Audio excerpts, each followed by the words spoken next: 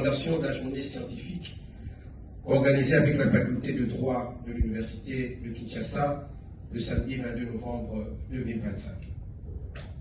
Ce deuxième rapport apporte un éclairage académique indispensable qui met en évidence la nécessité d'une réforme profonde du cadre juridique applicable au bien public, les lacunes des textes actuels et les pistes de modernisation, les bonnes pratiques internationales en matière de propriété publique, les enjeux de sécurité juridique, de transparence, de responsabilité et de contrôle.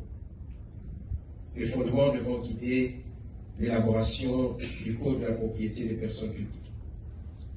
Je remercie pour cela les professeurs, les chercheurs, doctorants et experts qui ont pris part à cette initiative. Leur contribution renforce la crédibilité scientifique et l'ambition stratégique de la réforme. Ces deux documents convergent vers une même conclusion.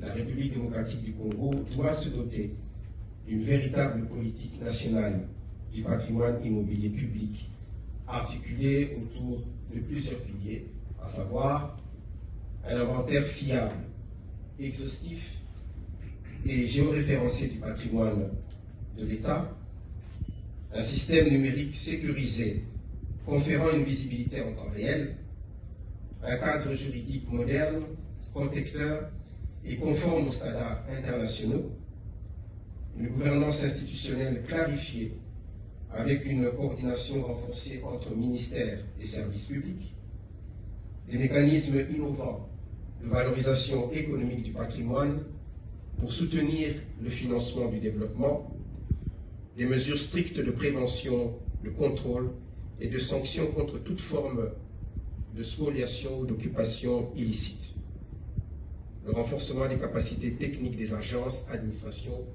et collectivités publiques. Ainsi donc, l'atelier de ce jour devra contribuer à consolider cette vision commune et à préparer de manière opérationnelle les états généraux qui se tiendront sous le haut patronage du président de la République.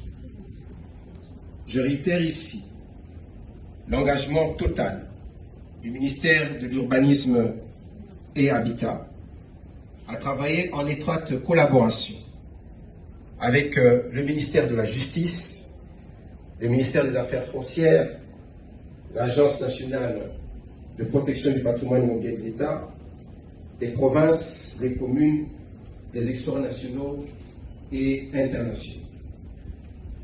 Mesdames et messieurs, cet atelier de haut niveau n'est pas juste une rencontre parmi tant d'autres.